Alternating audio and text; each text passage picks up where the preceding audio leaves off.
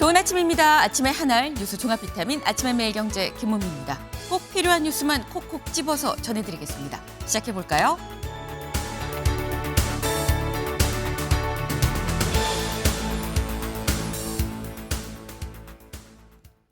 매일경제 1면입니다. 노란봉투법 시행령 노사 모두 반발하고 있다라는 소식입니다. 정부가 어제 노란봉투법 시행령 개정안을 입법 예고를 했습니다. 이제 내년 3월이면 본격 시행에 들어가게 되는 건데 그런데 이 개정안에 노사가 다 반발을 하고 있다라는 거죠. 대체 어떤 내용이길래 그런 거냐? 기본적으로 우리가 알고 있는 이 노란봉투법의 큰 틀, 하청이 원청과 직접 이 교섭이 가능하도록 하는 게 큰 틀인 거죠. 그런데 여기에 여기 좀 같이 볼까요? 원하청 교섭 단일화 원칙을 유지하되 분리도 허용한다. 이 얘기인즉슨 만약에 하청이 100곳이라고 하면 원청이 100개 하청이랑 다 일일이 교섭하는 게 아니라 노동위원회가 중간에 있어서 이걸 교섭 단위를 적절히 좀 분리할 수 있도록 한다라는 겁니다. 노조 쪽에선 우리 일일이 다 따로 협상하는 줄 알았는데 아니야 라는 얘기가 나오는 거고요. 경영계에서는 어떻게 됐든지 간에 일단 교섭을 상당히 많이 해야 되는 만큼 1년 내내 교섭만 하게 되는 거 아니야 라는 양쪽 다 볼멘 소리가 나오고 있다라는 거죠. 모두가 원치 않는 법이라고 하면 대체 내년 3월에 이 법을 왜 시행하는 거냐라는 얘기가 나올 수 있어 보입니다. 다음 기사 볼까요? 한국일보입니다. 민생 때린 고환율, 스테이크 장사 저불판, 유학송금 300만 원 더 붙이고 있어요. 라는 얘기가 나옵니다. 요즘 환율이 높다 정말 하늘 높은 줄 모르고 계속 올라가고만 있죠. 원달러 환율이 높다라는 얘기 원화 가치가 그만큼 떨어지고 있다라는 얘기인데 그래서 다음 기사 볼까요? 동아일보입니다. 네. 치솟는 환율 안정에 결국 국민연금을 동원하기로 했다라는 소식입니다. 네. 지금 현재 이 환율이 자꾸 오르다 보니까 이걸 어떻게 정부 차원에서 수습을 해야 될 것이냐. 기재부, 복지부, 한국은행과 국민연금이 4자가 처음으로 만나서 협의체를 만들었습니다. 그럼 대체 이 협의체 넷이 만나서 뭐 하길래 그래? 여기 좀 같이 볼까요? 이 4자 협의체에선 국민연금의 수익성 그리고 외환시장의 안정을 조화롭게 달성할 수 있는 방안을 논의할 예정이다. 라고 하는 거죠. 앞으로 국민연금이 환율 안정에 활용이 된다라는 얘기인 건데 근데 그렇다고 하면 드는 생각, 네, 국민연금 수익성 측면에선 괜찮은 거야 라는 생각도 살짝 좀 드네요. 다음 기사 볼까요? 경향입니다. 법원, 김용현 변호인단 감치 재집행. 네, 지금 이 한덕수 전 총리의 재판에 증인으로 나왔던 김용현 전 장관 그리고 이 변호인단이 방청석에 있다가 소란을 피워서 감치 처분을 받았죠. 다만 인적 사항이 확인이 안 돼서 구치소에서 절차적으로 좀 받을 수가 없습니다 해서 귀가 조치했는데 집으로 가서 유튜브로 이 재판부를 좀 모욕하는 그런 취지의 유튜브 방송을 했다라는 겁니다. 그리고 이어졌던 바로 어제 있었던 한덕수 전 총리의 다시 이 재판. 여기서 재판부가 얘기하길 그래요. 그럼 우리 그 변호인단 다시 감치 재집행하겠습니다. 다시 감치 조치하겠습니다. 라고 얘기를 했다라는 거죠. 여기에 하나 더 얹어서 여기 볼까요? 재판부 뭐라고 했느냐. 추가적으로 모욕행위한 거 이것도 우리가 따로 처벌하겠습니다. 라고 얘기를 했습니다. 네. 이건 대체 어떻게 되는 건지 처벌의 감치의 얘기가 어떻게 되는 건지 여기 잠시 뒤에 저희 대담으로도 좀 짚어봅니다. 다음 기사 볼까요? 세계일보입니다. 남북 평화체제 구축된 한미훈련 안 해도 돼 라고 이재명 대통령이 남아공에서 튀르키예로 가는 비행기 안에서 기자들과 만나서 이런 얘기를 했다라는 거죠.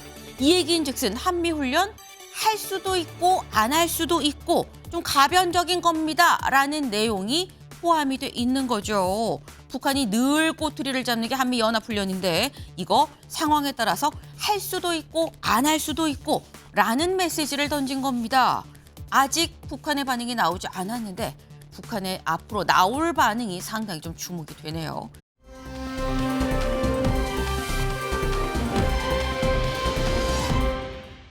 네, 산산이 부서졌습니다. 이게 승합차가 있었다는 거죠. 지금 보면은 형체를 알아볼 수 없는 지금 승합차 그리고 그 앞에 이 전기차들이 지금 나와 있는데 어제 한낮이었습니다. 오후 2시 48분 제주 우도에서 60대 남성이 모는 승합차가 선착장에 인파를 덮쳐서 3명이 숨지고 10명이 다쳤는데 관련 기사 먼저 잠깐 만나보고 오시죠. 행인들이 무언가에 놀라 혼비백산하고 승합차 한 대가 빠른 속도로 대합실 건물을 그대로 들이받습니다. 제주시 우도면 천진항에서 60대 남성이 몰던 승합차가 대합실 방면으로 돌진하는 사고가 났습니다. 이 사고로 80대 남성 등 3명이 심정지 상태로 소방과 닥터 헬기로 제주시내 병원으로 긴급 이송됐지만 결국 숨졌습니다. 또 보행자 등 10명도 크고 작은 부상을 입어 해경 헬기 등을 이용해 병원으로 옮겨졌습니다. 사고를 낸 승합차는 렌터카로 운전자를 포함해 모두 6명이 타고 있었습니다. 당시 해당 차량은 도항선에서 내린 뒤 대합실 쪽으로 이동하던 중 갑자기 돌진해 보행자 등을 잇따라 들이받으며 사고를 낸 것으로 알려졌습니다. 경찰은 주변 CCTV와 목격자의 진술 등을 토대로 차량 급발진 여부와 운전자의 음주 여부 등을 포함해 정확한 사고 경위를 조사하고 있습니다. KCTV 뉴스 최영석입니다. 네. 지금 이게 급발진인지 운전 미숙인지는 아직 알 수 없는 상태이긴 합니다만 일단 분명한 건 인명피해가 상당하죠. 이 빠른 원인 파악 그리고 사고 수습이 상당히 좀 중요해 보인다라는 생각을 좀 해봅니다. 아침의 매일경제 뉴스 종합 비타민 언제나처럼 TV로 좀 크게 보시다가요. 궁금한 점 유튜브 댓글로 남겨주시면 같이 좀 얘기를 해보겠습니다.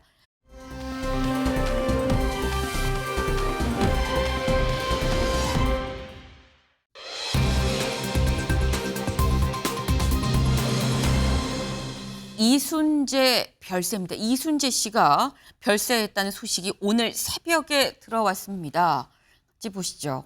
오늘 새벽 4시가 좀 넘은 시각 이 영원한 현역이라고 불리는 배우 이순재 씨. 원로 배우이자 전 국회의원이기도 했었죠. 이순재 씨가 향년 91살의 나이로 별세했다는 소식이 들어왔습니다. 네, 원로라는 말의 이 무게가 온전히 오롯이 느껴지는 사람이 또 있을까, 이분만한 분이 또 있을까라는 생각을 좀 하게 되는데 이 정말 큰 거목이 세상을 떠났다라는 생각이 좀 듭니다. 이분의 살아생전 모습 잠깐 같이 보고 오시죠.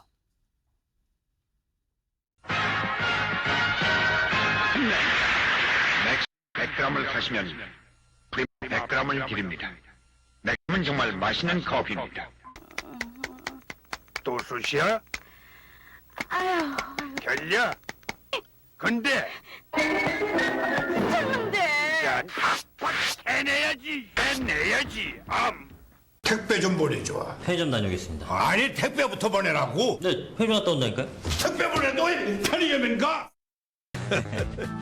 어디가? 저게 18년 전 얘기인데 가만있어 이거 나가면 시청자들로 특히 우리 동창들이 저놈 저 딴딴한 옷 터지 별짓 다 한다고 내가 연출 글 안 해도 웃길 때가 많아도 꼭 이거 해야 되겠느냐 근데 그거 재밌습니다 욕을 하니까 안 할 수 없고 그래 했더니 의외의 반응이 너무 그러게 별로 나보고 야동 불러낸다고 저는 이 스타가 아니에요. 80년도 이후 연말대상 한 번도 못 받아서 안 주더라고. 대발이라는데도 안 주더라고요. 근데 그걸 좌절하고 에이 난 이제 틀렸어까지가 이러면 끝났을 거예요. 나이 먹은 사람으로서 그래도 뭔가 조그마한 책임감이 있기 때문에 오는 거지. 우리 도식은 아니고. 덤으로 나온 인생이 아니다 이게. 각자가 이 세상에 태어난 의미가 있을 거다. 그건 내가 발견해가지고 그걸 정지하면 안 될 게 뭐 있냐 이게. 다 이뤄낼 수 있다는 얘기다. 사회적 조건이나 환경이 어려울 수가 있어요. 이거는 지나가는 과정이라고. 함몰돼서 자기를 포기하지 말고 그걸 뚫고 나가면 얼마든지 자기의 미래를 개척할 수 있고 미래의 세계를 열어갈 수 있다는 얘기다. 네, 이 고인의 얘기 저희가 이런 것만 모은 건 아닌데 늘 하는 얘기가 이런 거였죠. 포기하지 마라. 뚫고 헤쳐나가야 된다. 지금 힘들다고 좌절하고 앉아있을 게 아니다라는 얘기를 굉장히 많이 했었구나라는 생각을 좀 다시 한번 듭니다. 저희 관련해서 전문가 하재근 사회문화평론가 지금 전화 연결이 돼 있습니다. 안녕하세요. 예, 안녕하세요. 네, 사실 저희가 이순재 씨를 말을 하면서 영원한 현역이다라고 말을 할 만큼 고령의 나이에도 상당히 좀 활발하게 활동을 하셨던 분으로 좀 저희가 기억을 하거든요. 근데 일반 이 시민분들 입장에선 좀 오늘의 별세 소식이 좀 갑작스럽다 생각하실 것도 같습니다. 예, 그렇습니다. 그러니까 이순재 씨가 최근에 이제 그 활동 중단 상태이긴 했지만 네. 원래 이제 고령에는 컨디션이 좀 왔다 갔다 하는 경우가 많으니까 좀 이렇게 몸을 추스신 다음에 다시 뭐 건강을 회복하시겠지 그렇게 기대를 했었는데 왜냐면은 작년에 워낙에 활동을 활발하게 하셨거든요. 네. 연극 고도를 기다리며에도 출연을 하셨고 또 드라마에도 출연하셨고 또 작년에 KBS 연기대상에서 역대 최고령 대상도 받으셨거든요. 그렇죠. 그렇게 활동하셨으니까 뭐 금방 또 다시 활동하실 것이다라는 기대가 컸고 또 그 올 8월 달에 그 재활병원에서 치료를 받고 계신데 회복 중이다. 어느 정도 진행이 되면 작품 활동을 재개할 것이다. 이런 얘기도 나왔었거든요. 네. 그래서 당연히 회복을 하시겠거니 했는데 지금 이렇게 비보가 전해져서 많은 분들이 안타까워하고 있고 상당히 많은 젊은 사람들한테는 평생 동안 TV에서 봤던 분이거든요. 네. 그러니까 많은 누리꾼들이 어릴 때부터 보고 자란 분인데 지금 마음이 아프다, 믿기지 않는다 이런 반응들을 보이고 있습니다. 네. 상당히 많은 분들 사실 평생을 보아왔었던 배우 아니겠느냐 말씀하셨는데 그 중에 하나가 사실 접니다. 지금 돌아가셨다는 게 믿겨지지가 않는 그런 상황인데 말씀처럼 사실 중간에 뭐 살짝 좀 쉬고 다시 나오시지 않을까, 공연에 다시 나오시지 않을까라는 생각을 했었는데 그냥 건강이 썩 좋지 않으시긴 하다라는 얘기가 들려오긴 했었죠. 관련 목소리 잠깐 들어보고 오겠습니다. 몇 달을 계속해서 공연을 하다 보니까 나중에 리어왕 할 때는 체중이 한 10kg 빠져버렸어요. 공연 중에는 이제 더러 침도 맞고 그러게 한 적이 있는데 그때 조금 이제 체력이 좀 많이 좀 떨어졌어요. 7시간 반 동안 하는 그런 작품인데 그 자리를 한 번도 빠지지 않고 와서 격려해 주신 분이 계셨습니다. 그분이 이 자리에 안 계신 게 너무 가슴이 아픕니다. 이순재 선생님이십니다. 건강히 회복되시기를 간절히 기원하겠습니다. 네. 지금 사실 이순재 씨가 곧 털고 나오실 거라고 생각을 했었는데 사실 바로 어제였었죠. 이 배우 정동원 씨가 문화 훈장을 받으면서 한 얘기가 아우 이순재 선생님 털고 좀 일어나셔야 되는데 라는 얘기를 하기도 했었어요. 근데 지금 바로 또 이렇게 별세 소식이 들려왔었다라는 거죠. 근데 이게 평론가님 이순재 예. 씨가 병원에 입원해 계셨었던 건지 이거 지금 뭐 배우들 사이에서는 건강이 많이 안 좋으시다라는 게 좀 익히 좀 알고 있었던 상황이었던 걸까요? 몸 상태가 조금 상당히 안 좋다는 얘기는 흘러왔었거든요.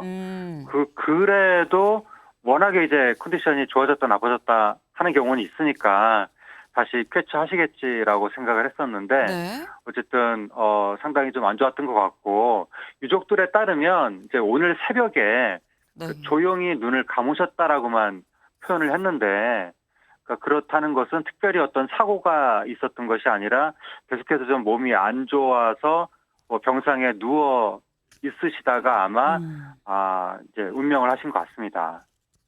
네. 이 배우 정동원 씨가 이 문화훈장을 받은 거는 어제가 아니라 이 지난 10월이었다고 제가 좀 정정을 좀 드립니다. 네. 근데 일단 이 공연계에서 배우들 사이에서는 다 좀 건강이 안 좋으시긴 하다라는 거 알고는 있었지만 사실 또 고령이시기 때문에 건강이 안 좋다가 또 좋아지시다가 또 이게 왔다 갔다 이게 많이들 그러시기 때문에 곧 나올 거라고 생각을 했었다라는 거죠. 이순재 씨 저희 프로필 좀 같이 볼까요? 네. 프로필 같이 보겠습니다. 1934년 출생이에요. 그리고 91년 이 57에 그때 사랑이 뭐길래 대발의 아빠로 바로 이 전성기가 왔었죠. 그리고 그 후에 58에 14대 민자당 국회의원에 당선이 됩니다. 그리고 그 뒤에 거침없이 하이킥 아마 젊은 분들은 거침없이 하이킥의 이 야동순재라는 걸로 더 많이 기억을 하지 않으실까 싶은데 이때 제2의 전성기인데 이때가 72살 때였었다라는 거죠. 그 더 있습니다. 뒤에 다시 볼까요? 네. 72이 전성기인데 그게 끝이 아니죠. 꽃보다 할배 기억하시는 분들도 상당히 있을 거예요. 79살. 이 해외로 그것도 여행을 다니면서 꽃보다 할배, 정정하시네 라는 생각이 들었었는데 그때가 이미 거의 80 가까웠을 때고요. 그리고 2021년 87의 연극 무대에 섭니다. 무려 200분 동안 진행되는 무대인데 이걸 완벽하게 다 소화를 했었던, 그리고 작년에 연기 대상을 수상을 하죠. 역대 최고령 대상 수상자 90의 나이로 이 연기 대상을 수상을 했었다라는 겁니다. 네. 사실 이 대발의 아버지라는 이 이미지 때문인지 모르겠습니다만 하재근 평론가님, 이순재 씨가 좀 국민 할아버지, 국민 아빠, 국민 할아버지 이미지가 좀 강하긴 하거든요. 거침없이 하이킥에서도 그렇고. 근데 국민이란 말이 또 그냥 붙는 게 아닙니다. 이 사랑에 더해서 존경도 굉장히 많이 받았던 배우 아닙니까? 예, 그렇습니다. 사랑이 뭐길래가 1990년대에 엄청난 인기를 끌었거든요. 그렇죠. 당시 시청률 65%가 나왔었고 네. 그걸 통해서 이순재 씨가 우리나라의 어떤 가부장적인 아버지를 대표하는 하나의 아이콘으로 자리를 잡았었거든요. 네. 그러면서 그 작품이 그 당시에 정식으로 최초로 중국으로 수출이 돼서 오늘날 한류의 그 출발점이 되기도 했고, 그게 얼마나 인기를 많이 끌었는지 그 작품의 인기를 통해서 국회의원에 당선이 되기도 했었거든요. 그렇게 한국의 대표적인 아버지상이었다가 나중에는 또 뭐 사극에서 굉장히 또 인기를 끌면서 또 한국의 대표적인 또 뭐 할아버지상 이런 식으로 또 확장이 되고 네. 또 대표적인 회장님 전문 배우 이런 식으로도 많이 이제 인지가 됐다가 네. 그게 다 어떠한 이제 권위적인 느낌인데 나중에는 또 그 뭐 거침없이 하이킥이라든가 이런 시트콤에 나오면서 본인 스스로 그런 권위적인 이미지를 완전히 탈피하거든요. 그래서 코믹한 연기에 또 70대 도전을 하면서 이른바 그 야동 순재, 또 꽃보다 할배에서는 직진 순재 이런 캐릭터로 젊은 세대한테 굉장히 많이 사랑을 받았고, 그리고 또 나중에 80대에는 연극에 또 본격적으로 도전을 하면서 연극 연출까지 했거든요. 그게 계속해서 새로운 거에 도전하고 변신하는 이런 모습이 후배들한테 귀감이 되기도 했었습니다. 네. 사실 이게 후배들뿐만이 아니라 모든 이 세상을 살아가는 국민들한테 귀감이 될 수 있는, 그래서 더더욱 원로라는 말이 붙는 국민 배우라는 호칭이 적절히 어울리는 이순재 씨가 아니었나라 생각을 해봅니다. 감사합니다. 예, 감사합니다. 네. 근데 지금 저희가 이순재 씨 쭉이 어떻게 보면 일평생을 쭉 한번 좀 훑어봤는데 보면 아까 말씀드린 게 그게 나왔죠. 사실 대발의 아버지로 큰 인기, 당시 시청률이 65%였다고 그래요. 지금은 사실 나올 수 없는 그런 시청률인데 그걸 딛고 이제 국회의원에 당선됩니다. 14대 국회에 당선이 되죠. 저희 프로필 다시 한번 볼까요? 네. 프로필 볼게요. 네. 앞장. 네. 보면 58살에 정치에 도전해서 14대 국회의원에 당선이 되죠. 이게 민자당, 민주자유당 이때의 이 국회의원 때의 모습인 건데 그때 모습 저희 준비된 거 있을까요? 네. 제가 그때 모습이 어땠는지 좀 살짝 준비를 해봤습니다. 그때 모습이 바로 이거죠. 그때 선거 포스터였었다는 거죠. 상당히 좀 젊어 보이는 이순재 씨의 모습입니다. 이순재와 함께 새 면목동을 여기 지금 나왔었던 그 모습인 건데 이 관련해서 민주자유당 당선이 딱 지금 붙었습니다. 알찬 약속, 확실한 실천. 네. 이순재 씨. 그러니까 이때만 해도 환갑이 되기 전이었었던, 예순이 되기 전이었었던 그 나이였었는데 김대식 의원님. 예. 사실 민자당이면 국민의힘의 전신이거든요. 그렇습니다. 예. 근데 민자당, 신한국당, 한나라당, 새누리당 쭉 이렇게 가는데 사석에서 뭐 보셨다거나 하신 적이 있을까요? 예, 제가 17대 대통령직 인수위원을 했을 때 문화를 담당했습니다. 네. 그때도 제가 참 뵙는데 먼저 고인의 명복을 빕니다. 70년 인생을 계속해서 연기를 했다고 하는 것은 네. 한 분야에서 했다는 것은 그 대단한 거 아닙니까? 대단하죠. 우리 후배들로 봐서도 매우 좀 배울 점도 있고, 그런데 그때 당시에 뵀을 때는 정치를 이야기를 하니까 아예 정치 이야기는 꺼내지도 마라. 꺼내지도 마라. 정치는 가능성의 예술이라고 하는데 왜 그렇습니까? 네. 이렇게 했던만은 본인이 자기가 지금까지 걸어온 인생 속에서 정치를 했다는 것에 가장 후회를 한다. 이런 이야기를 했어요. 네. 그래서 우리 후배들에게 많은 그 조언도 해주고 그렇게 했는데 사실은 대발이 아빠로 등장을 했지 않습니까? 네. 제 별명이 대발입니다. 네, 그래서 이 상당히 좀 그 이야기를 가지고 많이 웃기도 하고 그렇게 했는데 너무 아쉽습니다. 91세까지 현역에서 뛰었다고 하는 것은 뭔가 어떠한 하나의 진취적이고 도전적이고 끊임없이 그 한 분야에서 매진했다는 뜻 아니겠습니까? 이것을 우리 후배들이 많이 좀 배워야 되지 않겠나 이렇게 생각하고 다시 한번 고인의 명복을 빌어마지 않습니다. 네. 지금 이 김대식 의원님이 17대 인수위 때 그때 이제 문화 쪽을 맡으시면서 만났었던 그 추억을 좀 말씀을 해주셨어요. 근데 그때도 말씀하시기를 아유 나는 정치에 손사래를 쳤다라고 지금 말씀을 하셨는데 실제로 이순재 씨 국회의원이었을 그 당시 14대 국회의원 정치인으로서 활동했을 그 당시에 대해서 어떻게 회상을 하느냐 한 언론 인터뷰가 또 있더라고요. 같이 볼까요? 네. 1992년 14대 국회의원을 맡아서 정치인 생활을 하는 동안 단 한 번도 행복하지 않았다. 하늘이 파랗고 꽃이 아름다운 것도 모를 정도였다라고 얘기를 했다는 거죠. 네. 그러니까 난 너무너무 힘들었어라는 얘기가 아마 될 겁니다. 하늘이 파란지 꽃이 피는지 비가 오는지 바람이 부는지 해가 쨍쨍한지를 전혀 인식하지 못할 만큼 나는 행복하지 않고 힘들었다라는 얘기를 하셨어요. 김우영 의원님. 이순재 씨는 정치하는 동안 한 번도 행복하지 않았다고 하시는데 그만큼 힘들었다는 얘기인 거거든요. 의원님은 행복하십니까? 그때 이제 이순재 선생님이 국회의원 하실 때가 김영삼 대통령 되고 신한국 창조. 네. 그 사실 그때도 이제 내란 세력과 그 통합통일민주당이 합당을 해서 한국 정치에 아주 경랑이 있었던 때예요.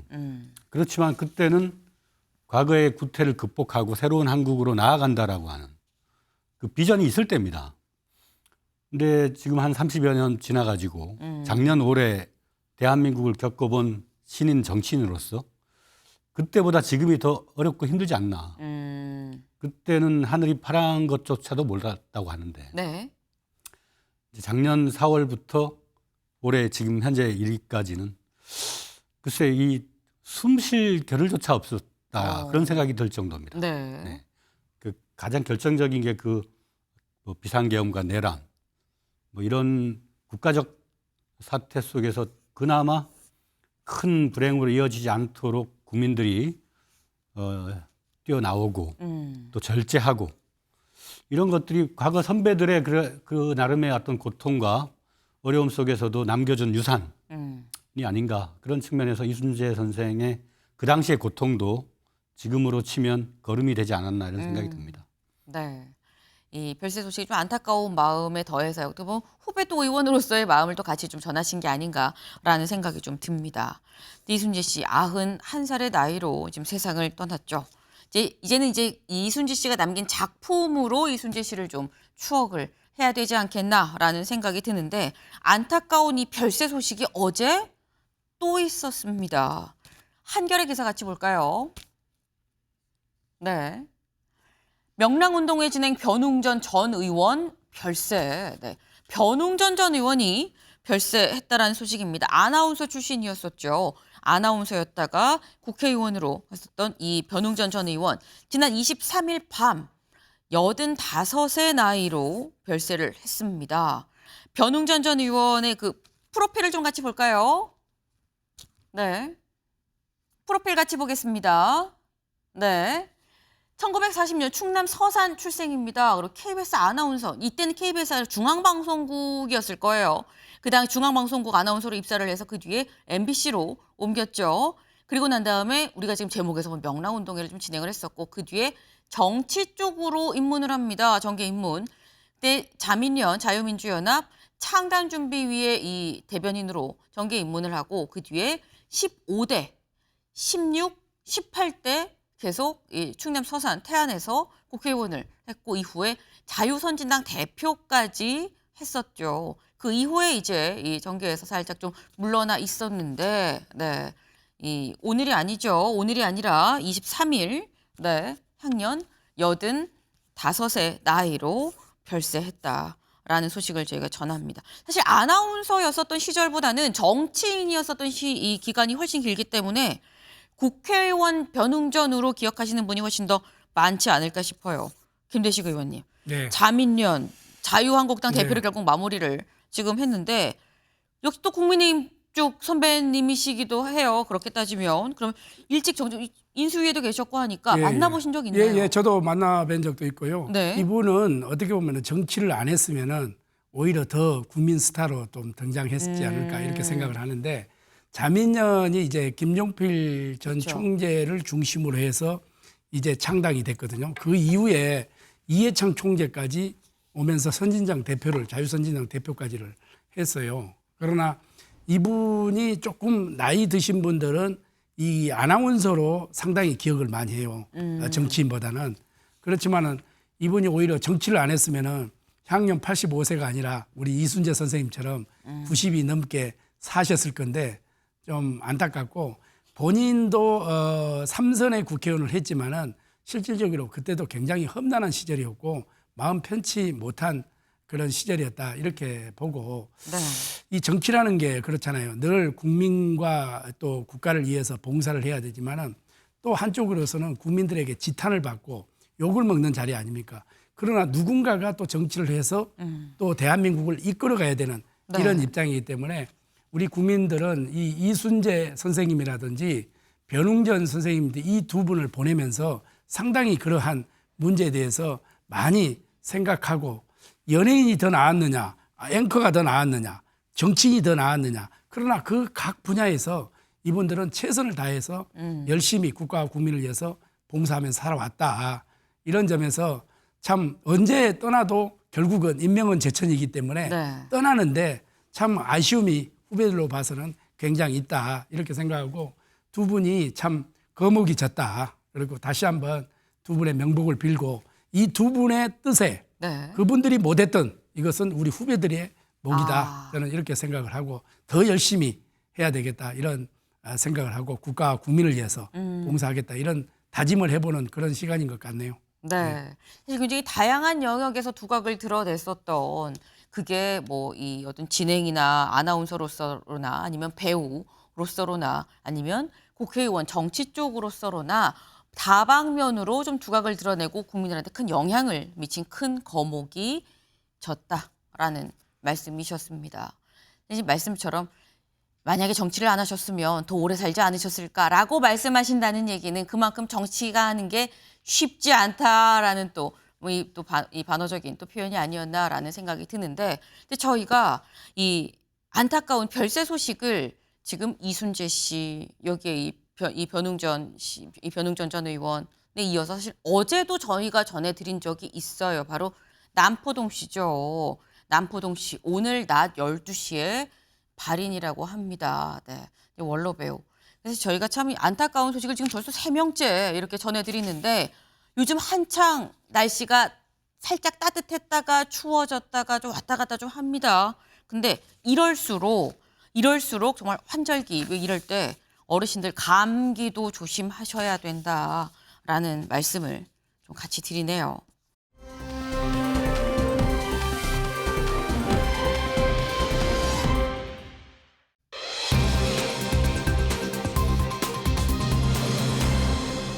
고성입니다. 고성. 기사 같이 볼까요?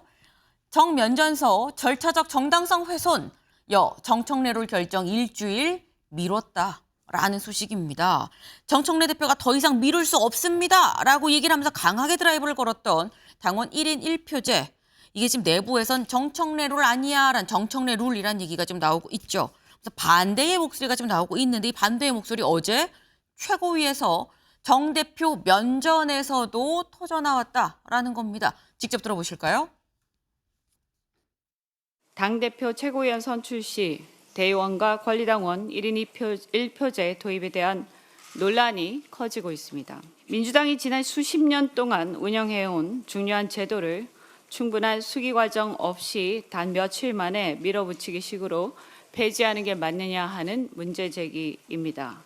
더구나 왜 대통령 순방 중에 이렇게 이의가 많은 안건을 밀어붙이느냐 그래서 당원들을 분열시킬 필요가 있느냐라는 것입니다. 네. 지금 이현주 최고위원 공개적으로 다 있는 비공개 자리가 아니에요. 다 지금 취재진도 다 들어와 있는 그 최고위 자리에서 얘기를 한 게 굳이 이렇게 이론이 많은데 대통령 순방 중에 이걸 해야 됩니까?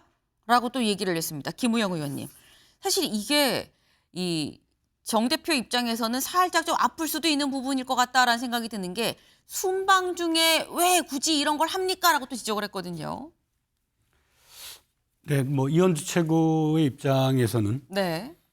이렇게 30년 가까이 대한민국의 대의민주주의를 대표하는 대의원 제도를 사실상 이제 폐지하는 그런 중요한 순간을 좀 더 공론을 모으고 좀 더 점진적으로 좀 진행할 것을 강력히 촉구하는 차원에서 이제 최고위 발언을 통해서 저렇게 의견을 밝혔다. 네. 그 민주정당이라고 하는 것은 다양한 의견이 모이는 곳이고 네. 당대표도 뭐 공약을 하고 또 소신을 밝혔습니다마는 또 다른 의견도 있다는 것을 확인하는 그런 순간이라고 봅니다. 네.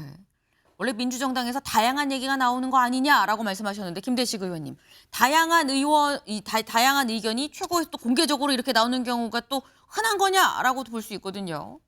예, 그 남의 당의 이야기를 제가 하기는 좀 적절치 않은 것 같은데 방금 말씀하신 대로 우리 김우영 의원님께서도 말씀하셨듯이만 이 민주정당에서는 다양한 의견이 나올 수가 있습니다. 그러나 지금 그 이현주 최고가 이야기한 것처럼 지금 대통령이 순방 중이잖아요.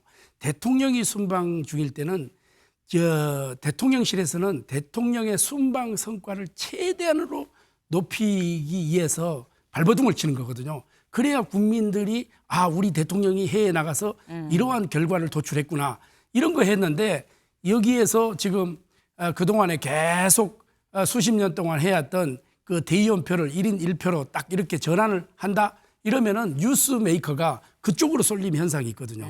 그런 측면에서 상당히 명청대전이 시작이 됐구나. 저는 이런 생각을 하고 지난번에도 마찬가지예요. 지난번에도 유엔 총회에서 대통령이 기조 연설을 할 때 그때 대법관 문제가 터져 나왔거든요.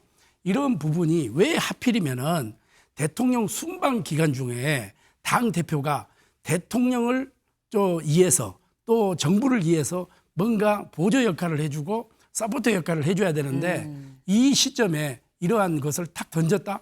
이것은 저는 그냥 단순한 문제가 아니다. 상당히 민주당 내부에서 차기 권력에 대한 그런 이 포석이 아닌가. 저는 이렇게 볼 수밖에 없는 거죠. 네. 이 결국은 명청대전의 또 다른 조짐으로 볼 수 있는 거 아니겠느냐라는 취지로 지금 말씀을 하셨어요. 이 부분은 어떻게 보십니까, 김 의원님? 네, 뭐 이런 당내의 정치적 논쟁에 대통령을 끌어들이지 마라라고 대통령실은 이미 얘기했었죠. 입장을 밝힌 바가 있고요. 네. 민주당으로서는 지금 직접 민주주의 시대, 소셜 네트워크로 당원 한 명 한 명이 의사결정의 주인이 되고 있는 그런 시대의 흐름에 맞도록 당원 당규를 변화시켜 나가야 할 또 책무도 있습니다. 또 그 과정에서 당론을 모으는 절차적 공정성, 또 과정으로서의 민주주의, 이게 다 숙제예요. 그런 과정을 밟고 있다. 그 점을 말씀을 드리고, 정청래 대표가 당대표가 된 지 한 서너 달 됐지 않습니까? 네. 내년 8월까지가 임기입니다. 그 이후에 재임에 도전할 것인가, 여당 체제 하에서 당대표를 특정인이 한 몇 년을 쭉 한다는 거는 과거에도 사실 없었던 일이에요. 권력이 독점되면 안 된다. 네. 그런 기후가 당원들 사이에서 좀 반영이 되고 있는 그런 측면이 있다. 그렇기 때문에 이렇게 중요한 직접 민주주의의 당규를 만들어 나가는 과정에서는 최대한 당대표께서 본인의 정치적인 향후 진로라든가 이런 데 대한 사심이 없다는 것을 충분히 당원들에게 좀 신뢰감을 획득하려는 노력이 필요한 시기라고 저는 봅니다. 그럼 이렇게 한번 좀 여쭤볼게요, 김 의원님. 좀 직접적으로 여쭤보겠습니다. 집권 여당으로 해서 당대표를 연임한 경우가 여지껏 없었다. 그래서 반발이 내부에서 심하니까 사심이 없다는 걸 밝히면 된다라고 말씀하셨는데 그 말인즉슨 정청래 대표가 연임하지 않는다고 선언하면 된다라는 말씀인가요? 지금 이 순간의 정치적인 의사선택은 당대표 본인의 몫이겠죠. 네. 그러나 당을 이끌어감에 있어서 모든 당의 의사결정은 공적인 이익을 중심으로 한다.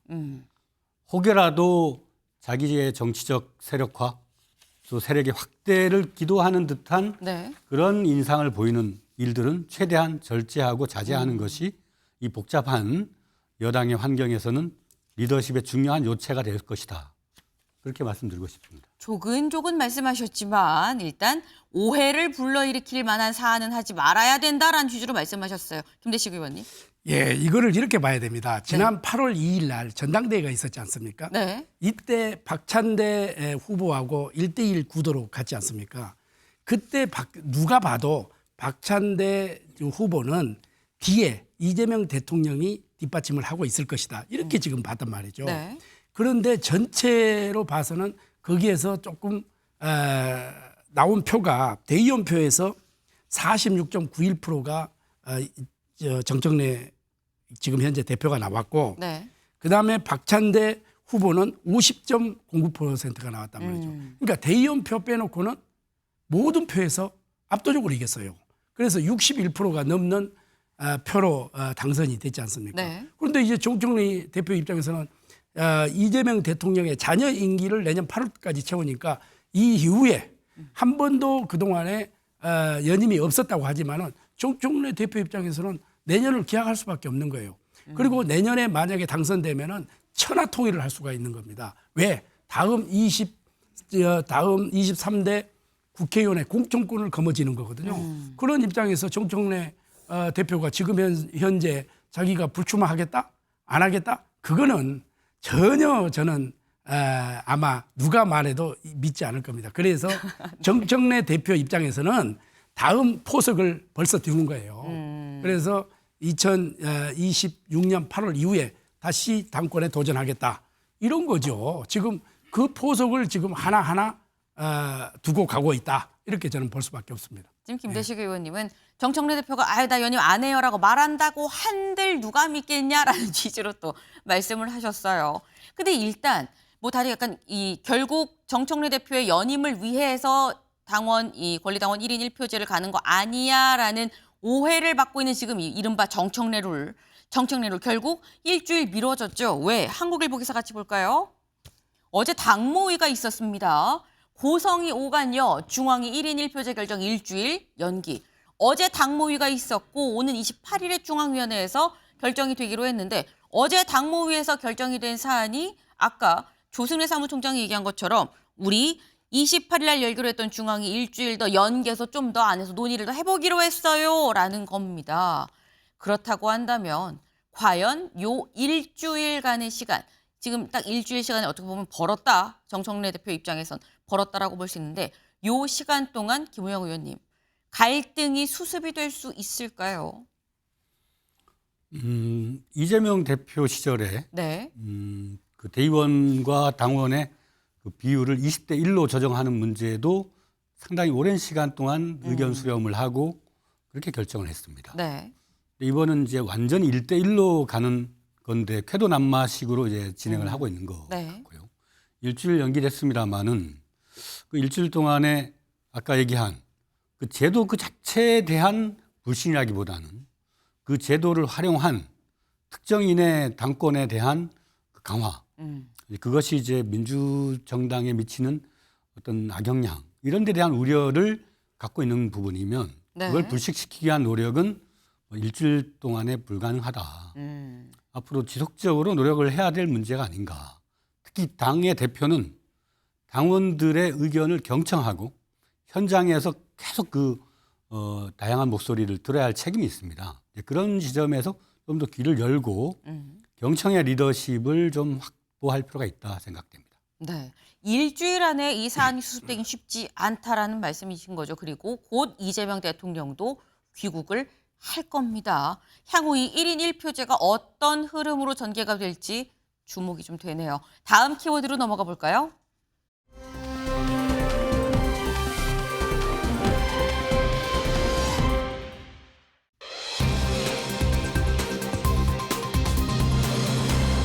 2차전입니다. 2차전 기사 같이 보시죠. 법원 김용현 변호인단 감치 재집행하겠습니다. 라고 어제 있었던 한덕수 전 총리의 재판에서 이진관 부장판사 직접 다시 얘기를 했습니다. 앞선 재판에서 한덕수 전 총리의 이 재판에서 증인으로 김용현 전 장관이 나왔는데 방청석에 앉아있던 김용현 전 장관의 변호인단이 한마디만 할게요. 그러면서 약간 소란이 있었죠. 그러니까 퇴정하세요 하다가 감치합니다. 정말 감치 조치가 내려졌어요. 근데 구치소에서 인적 사항이 확인이 안 됩니다. 확인을 안 해줘요. 라고 해서 귀가시켰더니 귀가하고 난 다음에 벌어진 게 유튜브에 나와서 재판부에 대한 비판 혹은 모욕적인 말들을 했다라고 지금 재판부는 지금 얘기를 하고 있죠.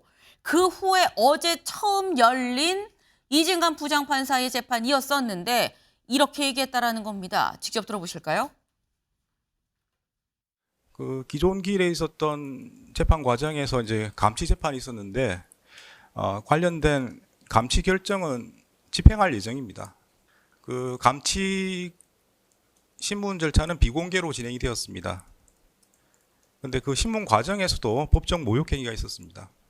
재판부를 향해서 해보자는 거냐, 공수처에서 봅시다. 이렇게 진술을 했습니다. 네, 이 부분은 기존의 감치 결정에 포함이 안 된 별도의 법정 질서 위반 행위입니다. 법정 모욕 행위입니다. 이에 대해서는 별도로 감치 재판이 진행될 예정임을 말씀을 드립니다. 네, 굉장히 조근조근 줄줄 얘기를 하고 있죠. 재판, 모독, 조회수 장사, 변호인의 칼 뺀 법원 아니겠느냐라는 게 오늘 한국일보의 일면입니다. 네. 근데 지금 얘기를 들어보면 뭐 재집행도 하는데 또 뭘 더 한다고 그래? 라는 생각이 들어요. 뭐냐? 같이 볼까요? 그러니까 지난번에 감치 조치를 했죠. 감치 재판을 열고 감치를 하려고 했는데 근데 인적사항을 확인하려고 하는데 확인을 안 해줘서 서울구치소에서 우리가 못 받아요. 그래서 귀가를 결국 시켰던 겁니다. 그랬는데 유튜브에 나와서 뭐 이런저런 얘기를 하는 그런 상황이 있었고 결국 어제 다시 재집행합니다라고 얘기를 한 건데 이거 말고 별도로라고 얘기하면서 이걸 얘기를 했어요. 비공개 감치 재판에서 법정 모욕. 이건 별도로 추가로 감치 재판 다시 또 열 겁니다. 형사 조치도 협의 중이에요라고 지금 얘기를 했어요. 이걸 보면 소영주 대변인님 따박따박 잘못한 거 하나도 놓치지 않고 다 조치할 거야라는 건데 이거 유튜브 발언 그게 결국 괘씸죄인가라는 생각이 들기도 하고요. 괘씸죄이기도 하고 범죄의 가능성도 상당히 높지 않아요? 예를 들면 지금 재판을 진행하는 이진관 판사에 대해서 네. 굉장히 혐오 섞인 모욕적인 그리고 명예를 훼손할 수 있는 말들을 했기 때문에 이거는 사실 이진관 판사가 개인적으로 정보통신망법에 대한 명예훼손을 걸어도 될 만큼 심각한 발언은 맞는 것 같아요. 그리고 감치 결정은 이게 좀 구치소와 꼬이긴 했지만 어제 이진관 판사가 정리를 했잖아요. 여기서 감치를 해서 보냈다는 건 충분히 거기에 대해서 죄를 지었다고 판단이 돼서 보냈는데 네. 굳이 그런 절차 때문에 풀어준다는 거는 조금은 보완해야 된다라는 것이라서 저는 법의 질서를 세우는 과정이지 이게 감정 영역으로까지 저는 분석하고 싶진 않아요. 사실 이하성 변호사나 권모 변호사 두 사람은 변호사들이 갖고 있는 사회적 인식을 현저하게 떨어뜨리고 대한민국이 가지고 있는 기본 법치 질서를 벗어나서 행동하고 있는 사람입니다. 이런 분들 어떻게 가만히 둡니까? 이건 본보기로 보여줘야 되고 좀 제가 과할 수는 있으나 서부지법 테러를 생각했을 때는 법원이 이 법 질서를 바로 세워놔야만 이런 일들이 벌어지지 않을 것이다. 저는 그런 좀 개인적인 생각을 가지고 있습니다. 네. 이거를 무슨 재판부가 감정적으로 대응을 했다라고 볼 건이 아니라 실제로 그만한 벌을 받은 처벌을 받을 만한 행동을 했기 때문에 그에 상응하는 조치를 한 거다라고 지금 말씀을 하셨어요. 근데 여기서 혹시 이런 생각 안 드시나요? 여기서 이미 감치를 재집행한다고 했는데 여기서 또 한 번 감치 재판을 또 한다. 왜냐면 비공개 감치 재판에서 공수처에 내가 보낼 거야 뭐 이런 얘기를 하는 거 이거 모욕적이다. 이거 별도 감치 재판 한다라고 얘기를 했거든요. 서정빈 변호사님, 이게 감치 조치를 하고 추가적으로 감치 재판을 더 한다는 거 이건 무슨 말입니까? 일단 감치 재판 역시 또 하나의 재판에 해당을 합니다. 네. 따라서 그 재판에 있어서 법정 질서를 위반을 하고 또 명령 등을 위반했다라고 하면 별도로 감치 처분을 또 할 수가 있는 거죠. 지금 법원 조직법에 의하면은 뭐 크게 이 사건과 관련돼서 두 가지 내용이 있습니다. 하나는 질서를 해칠 우려가 있을 때 법원에서 이제 퇴정 명령을 하는데 여기에 대해서 명령을 위반하고 퇴정하지 않는다라고 하면은 감치 명령을 내릴 수가 있습니다. 그리고 또 하나는 폭언이나 소란 등으로 이 심리를 방해하거나 혹은 재판의 위신을 현저하게 훼손할 경우에 이때도 이제 감치 명령을 내릴 수가 있습니다. 지금 여기서 추가적인 별도의 감치 재판 얘기가 나오는 것은 당시에 있었던 그 감치 재판에서 네. 결국 폭언, 소란을 일으켰고 혹은 재판의 위신을 현저히 떨어뜨리는, 훼손하는 그런 행위가 있었기 때문에 여기에 대해서 이제 별도로 감치 재판을 진행을 하겠다라는 거죠. 네. 사실 아까 이진광 부장판사가 이렇게 얘기를 했죠. 이 당시 감치 신문 절차를 비공개로 했는데 그때 권모라는 자는이라고 얘기를 하면서 재판부를 향해 해보자는 거냐. 공수처에서 봅시다. 라는 식으로 말을 했는데 이거 우리가 별도로 감시 재판 또 합니다. 이 발언 자체가 재판부의 위신을 좀 떨어뜨린 지금 후자에 말씀하신 그 사유에 해당이 되기 때문에 또 별도 감시 재판을 한다라는 거예요. 그러면 아마 감시되는 기간이 더 늘어나는 게 아니겠냐라는 생각이 지금 드는 건데 근데 사실 재판부가 누군지 이름을 다 압니다. 이름을 아는데 이창근 위원님. 권모라는 자라고 또 이렇게 또 얘기를 했어요. 이건 어떻게 보십니까? 그것은 이미 뭐 권모 변호사, 이모 변호사가 공개적으로는 네. 이진관 부장판사에 대해서 모욕적인 언사를 했잖아요. 그리고 그것을 유튜브를 통해서 또 확산을 시키고 있잖아요. 하지만 본인이 재판정에서 이렇게 변호인으로 참석하지 않은 상황이기 때문에 그래서 그 부분에 대해서 권모 이렇게 한 것 같아요. 하지만 변호인으로 참여한 상황이라면 당연히 뭐 변호인을 이름을 댈 수는 있겠죠. 그래서 그런 부분을 의식한 것 같고 하지만 중요한 것은 이거죠. 감치 결정보다도 저는 형사조치협의라는 데 더 방점을 두겠는데 아하. 그 부분은 아마 누군가가 이모 변호사와 권모 변호사에 대해서 고발 조치를 할 것 같아요. 한다는 보도도 있고 네. 그렇다면 그것은 이제 별도의 재판으로 넘어가지 않습니까? 거기에 이제 형사조치 협의 중이라는 게 아마 염두에 두고 하는 거 아니냐 하는 그런 생각 듭니다. 예. 지금 단순히 감치가 아니라 사실 어떻게 보면 형사재판 앞으로 다가올 형사재판 형사처벌 조치라는 게 더 큰 거 아니겠느냐라는 말씀을 하셨어요. 사실 변호사인데 내 직업이 변호사인데 내가 형사적으로 고발을 당한다면 이것도 사실 굉장히 큰 사안이죠. 근데 지금 법원에서 굉장히 따박따박 이거 좌시하지 않겠습니다. 다 바로 잡겠습니다. 라고 하고 나섰다라는 건데 국민일보 기사 좀 같이 볼까요? 법원 김영현 변호인 감치죄 집행 변호인단 재판장 공수처에 고발. 실제로 아까 그 비공개 이 감치 재판에서 공수처에서 봅시다라고 얘기를 해서 그 건 때문에 다시 감치 재판한다고 얘기를 했었죠. 그 발언이 실제로 현실화. 진짜 고발했더라라는 겁니다. 여기 마지막 문장 같이 볼까요? 김 전 장관 변호인단은 이날 공수처에 이 재판장을 직권 남용 및 불법 감금 혐의로 고소 고발하며 맞대응에 나서 고소 고발을 했다라는 거예요. 근데 이게 서정민 변호사님, 변호인이 일단 감치를 되는 것도 흔치 않은데 감치된 변호인이 감치 조치한 재판장을 이거 직권남용입니다라고 고소고발한 사례가 보셨나요? 저는 본 적이 없습니다. 일단 이 변호사가 재판정에서 감치 명령을 받는 것도 본 적이 없고 이런 특수한 상황에서 저렇게까지 이제 판사를 대상으로 해서 고소를 네. 하는 건 역시 당연히 본 적이 없습니다. 그래서 사실 뭐 이 내용을 조금 보자면은 결국에는 이 변호사들 입장에서는 자신들에 대해서 불법적인 그런 감금이 이루어질 수 있도록 감치 명령을 했다라는 것으로 고소를 한다는 건데 내용면을 봤을 때는 뭐 지금까지 나온 그런 보도 내용을 종합하면은 네. 결국 이 변호사들도 실제로 이것이 뭐 수사가 되고 또 처벌까지 갈 것을 예상하고 하는 것은 아니다라고 생각을 합니다. 뭐 일단 법정에서 분명히 이제 법원의 그런 명령에도 불구하고 계속해서 질서를 위반한 것도 사실이고 네. 또 감치 재판에 있어서도 문제를 일으킨 것이 사실로 보이는데 네. 그렇다고 한다면 결국 이제 이 판사가 내리는 질서를 유지하기 위해서 내리는 이런 감치 명령 자체는 사실 적법하다고 보는 것이 당연히 타당하다고 보이고 그럼에도 불구하고 일단 공수처에게 일단 고발을 하겠다, 고소를 하겠다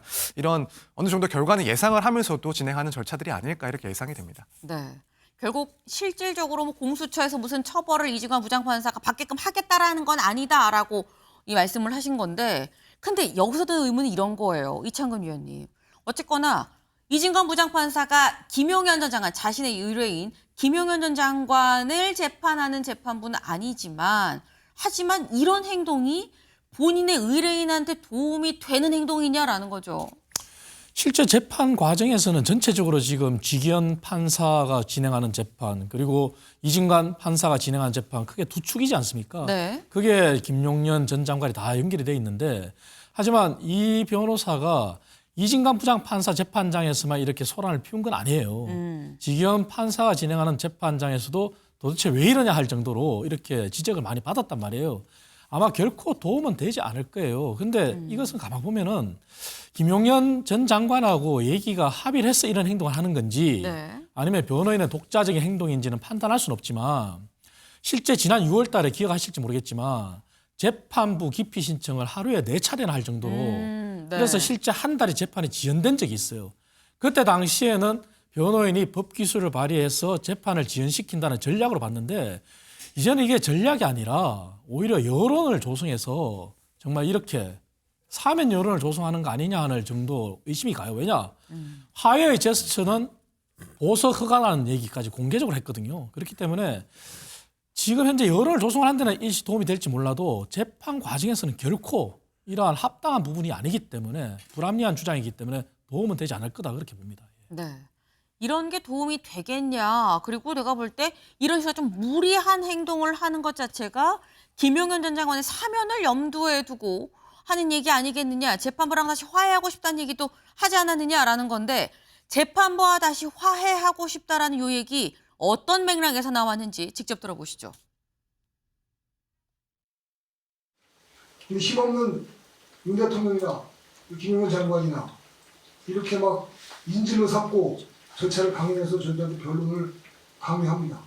이미 결론을 정해놓고 김용현 장관을 인질로 삼고 재판하는 판사들이 어떻게 과연 공정하게 진행할 것인지 두렵습니다. 저희들은 재판부하고 다시 화해하고 싶습니다. 화해하는 방법은 저희들은 피해자니까 불법을 초래한 재판부에서 김용현 장관에 대한 직권 보석을 하시고, 그리고 불구속 상태에서 정상적인 재판 절차가 진행되는 것이 원칙이다. 네. 지금 재판부랑 다시 화해를 하고 싶다. 근데 화해하는 방법을 얘기를 해요. 직권 사면을 시켜줘라, 김용현 전 장관을. 이거 나오죠. 화해하는 방법은 피해자니까 불법을 초래한 재판부가 김용현 전 장관에 대한 직권 보석을 하시고 불구속 상태에서 정상적인 공판 절차를 진행하는 게 원칙이다 라고 얘기를 했습니다. 화해 제안이라고 봐야 되는 겁니까, 서영주 대변인님? 그냥 아무 말이나 하는 것 같아요. 네. 비정상적인 언행이다. 근데 이제 가만히 돌이켜보면 윤석열 그 전 대통령도 그렇고 이하상 변호인, 변호사죠. 김영현 측 변호인도 보면 사실상 배울 만큼 배웠거든요. 이하상 변호사도 서울법대 검사 출신의 이제 변호사업을 하고 있는데 일반 대기업에서도 근무를 했고요. 근데 왜 이렇게 정상적인 사고를 하지 못할까? 본인도 본인의 지금 하는 행동을 모니터하면 그걸 정상이라고 생각할까요? 사실 이 변호사 업계에서는 이하상 변호사가 굉장히 치욕적일 겁니다. 대한민국 국민이 가지고 있는 변호사의 직업 기준이 있거든요. 변호사는 좀 신뢰가 있고 그래도 어떤 상식적인 사고를 한다라는 인식을 갖고 있었는데 이하상 변호사를 보면서 변호사들이 이런 류의 사람들이 변호사였나? 라는 거예요. 그래서 저는 어떤 이런 말에 대해서 평가의 가치는 없기 때문에 대한변호사협회에 지금 법원에서 어떤 의견서를 줬다고 해요. 그러면 이 부분에 있어서 과연 이하상 변호사를 계속 변호사로서 존치시켜 놓는 게 대한민국 전체 변호사를 위해서 바람직한 일인가? 이 부분에 대해서는 숙고에 숙고를 거쳐서 징계 절차를 통해서 변호사업을 하지 못하도록 하는 것들이 좀 먼저 시급하지 않을까 생각합니다. 일단 변호사의 품위와 품격을 좀 떨어뜨리는 그런 행위 아니겠느냐. 지금 내가 알기로는 대한변호사협회에도 이게 이미 이 연락이 간 걸로 알고 있다. 뭔가 조치가 있을 걸로 보인다라고 취지를 말씀하셨어요. 그런데 이 화해 제안도 사실 약간 좀 애매한 게 분명히 한덕수 전 총리의 재판을 맡고 있는 이진관 부장판사 사이에서 감치 공수처 고발이 있었던 거죠. 근데 화해하고 싶으니까 직권보석하시고 이 얘기는 어디서 했느냐. 김용현 전 장관의 이 재판을 하고 있는 지귀현 부장판사 앞에서 또 이 얘기를 합니다. 그럼 이건 이창근 위원님 어디에 누구 보고 얘기하는 건가 싶기도 하고요. 일종의 뭐 본인들의 전략이라고 보진 않습니다. 이진관 부장판사를 대하는 태도나 네. 지기현 부장판사의 재판장을 대하는 태도나 저는 동일하다고 봐요. 다만 본인들한테 이제 강하게 이렇게 같이 맞서는 형태의 재판장이었냐 아니었냐 그런 차이에서 약간의 수위 조절을 한 거지. 근데 맥락은 같아요. 맥락은 이미 보석 허가가 취소됐지 않습니까? 네. 안 된다고 결정이 났는데도 또 저런 주장을 하고 그리고 또 저렇게 좋게 말하는 것만 비춰서 그런데 실제 지기현 판사가 있는 재판장에서 과정을 보면은 지기현 판사조차도 도대체 왜 이러냐 할 정도로 이렇게 얘기를 해요. 그렇다면은 본인들은 아까 말씀드린 것처럼 지금 현재는 어떤 전략이라는 건 없고 오로지 여론 조성이다. 저는 그렇게 봐요. 그리고 실제 땡땡땡 변호사들이라는 그런 유튜브가 있지 않습니까? 그걸 통해서 굉장히 확산을 쇼츠를 많이 하고 있는데 그렇게까지 생각하고 싶지 않지만 이런 보도도 있어요. 이진관 부장판사 저렇게 대립을 하고 네. 본인들이 나가서 유튜브를 촬영한 그런 영상을 통해서 뭐 400만 원의 수익을 얻었다. 이런 보도도 있어요. 정말 그런 것까지 생각하고 저런 행동을 하느냐. 그렇게까지 생각을 하고 싶진 않지만 그렇다면은 정말 변호사의 자격은 없는 거죠. 그래서 본인들은 뭐 지판사, 이진관 판사 그게 중요한 게 아니라 일관된 전략이다. 그래서 그거는 오로지 여론 조성용이다. 저는 그렇게 봅니다. 네. 이걸 전략적이라고 볼 수 있겠느냐라는 취지의 말씀을 하셨어요. 근데 사실 지금 지귀현 부장판사가 하는 그 재판, 내란 혐의의 그 재판, 자신들 재판에서도 사실 그동안 무리를 많이 일으켰습니다라고 말씀을 하셨죠. 저 혹시 영상 준비가 됐을까요? 네. 사실 어제 저희가 소개해드렸던 게 이 과정에서도 특검, 이 공소유지를 위해서 나온 특검한테 호칭이 그게 뭡니까? 뭐 누구 애 이름 불러요? 뭐 이런 식으로 막 얘기를 하면서 이 다투었던 그런 사례가 있는데 그래서 특검에서 어제 내란 특검에서 뭐라고 얘기했냐? 우리가 그동안 그자를 다 모으고 있어요라고 얘기를 했습니다. 김용현 변호인 측 법정 소란이나 소동, 담당 검사나 특검을 상대로 한 모욕적 언사 관련한 자료를 다 수집하고 있습니다라고 얘기를 했다라는 거죠. 이거 다 수집해서 저희가 대한변협이나 이런 데다 보낼 거예요라고 지금 얘기를 하는 건데 그럼 여기서 드는 의문, 서정미 변호사님. 대한변협에서 만약에 이하상 변호사나 이 권 변호사에 대해서 어떤 조치를 한다고 할 때 조치는 수위가 어떻게 되는 겁니까?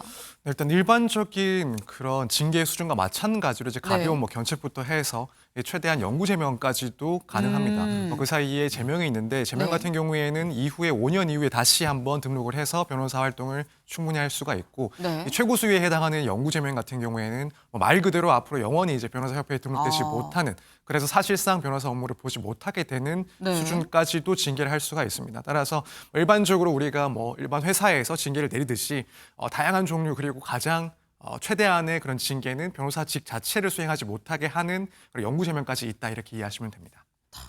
지금 말씀이 이 일시 제명이 있고요. 영구 제명도 있다 때문에 굉장히 강한 처벌이, 강한 징계가 변호사협회에서 내려진다고 하면 이것도 사실 굉장히 큰 타격이 될 수 있는 건데 그럼에도 불구하고 이렇게 하는 건 뭔가 다른 여론을 생각한 어떻게 이 리스크를 감당하면서 여론전에 나서고 있는 거 아니겠느냐라는 생각이 좀 드네요.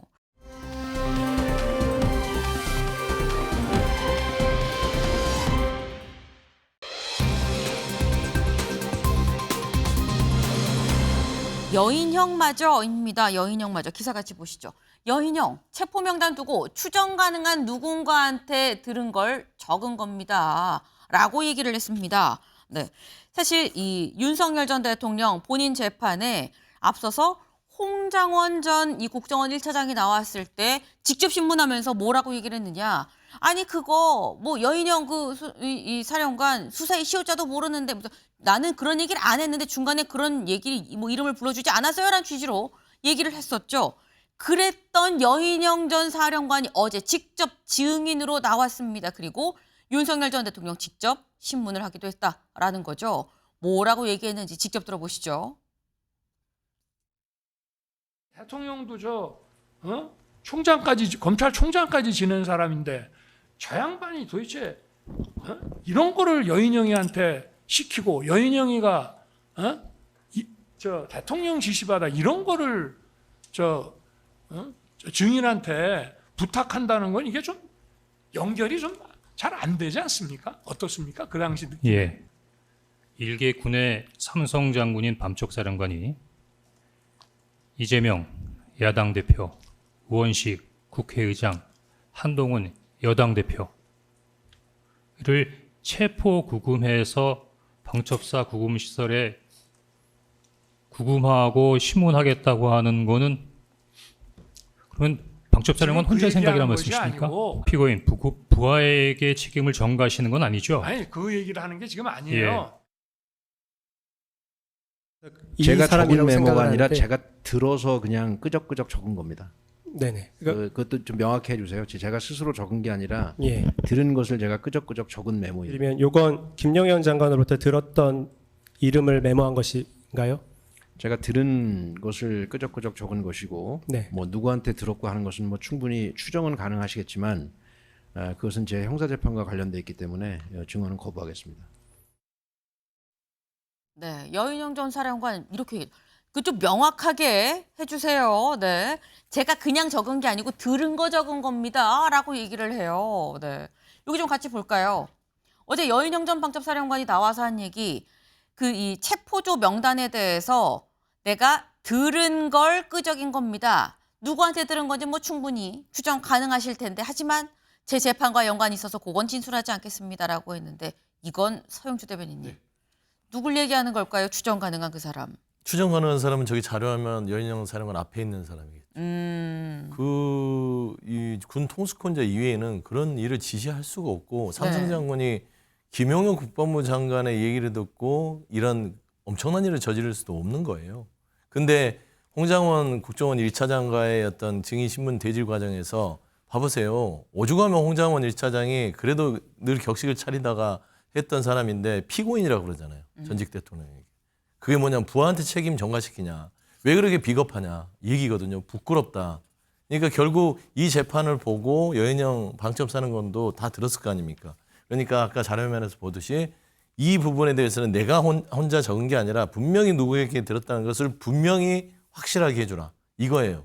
그러니까 이 내란 우두머리라는 전직 대통령의 이 비겁한 행동에 대해서 여인영 전 사령관도 분노하는 겁니다. 그래서 저는 이런 부분들이 지금 참 한심할 정도가 아니라 좀 참담하다. 이런 어떤 그 의리 자체도 없는 전직 대통령과 같이 이 어떤 국정을 수행했구나라는 자괴감이 들 것 같아요. 그러니까 지금 이 여인영 전 사령관 나한테 떠넘기는 겁니까? 라는 취지로 약간 반박하듯이 지금 얘기를 하고 진술을 거부했지만 확인해드릴 수 없습니다로 확인이 된 약간 그런 사례예요.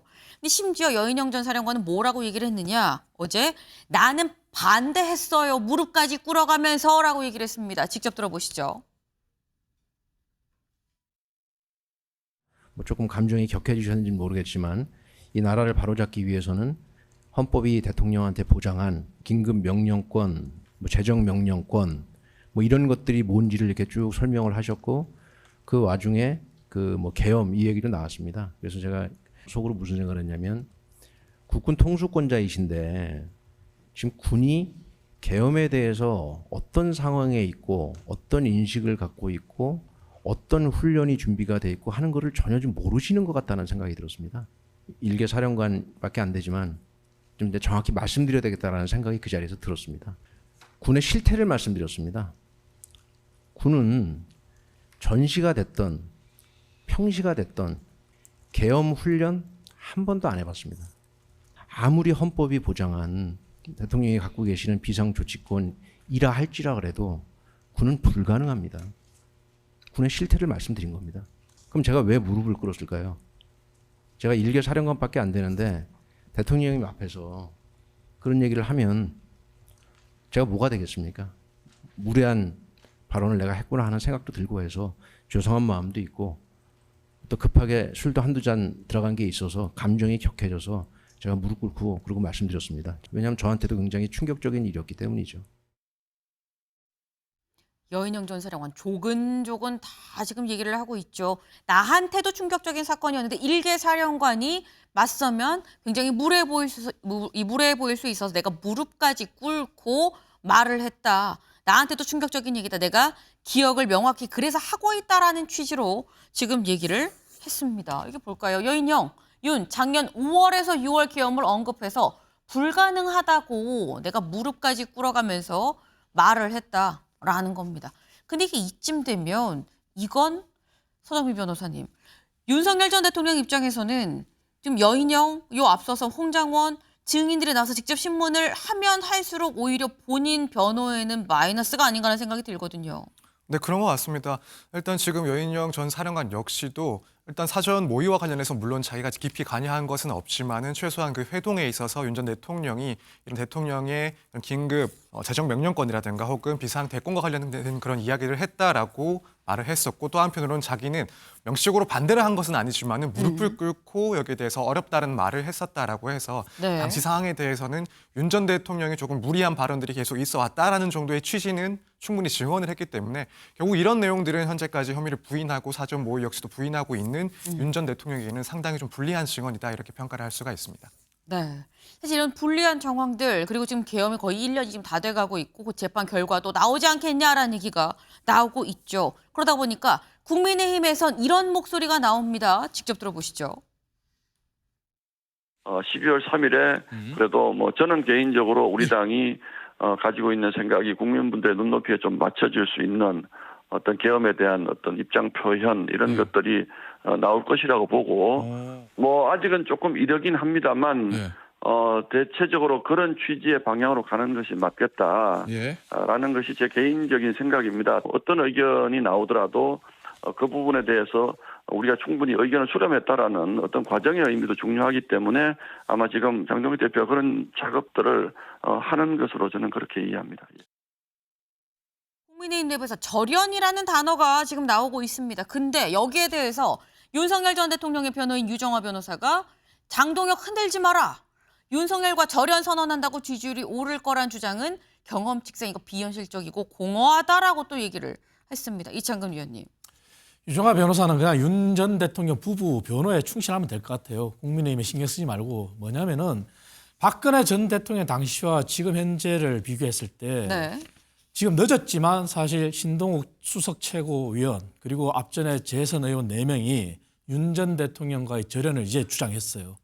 근데 박근혜 전 당시 대통령 당시에는 당시에 윤석열 당시 중앙지검장이 경제공동체라는 걸 만들어내서 그래서 탄핵이 됐지 않습니까? 네. 그때는 당내에서 절연이 아니라 극복이란 말을 썼어요.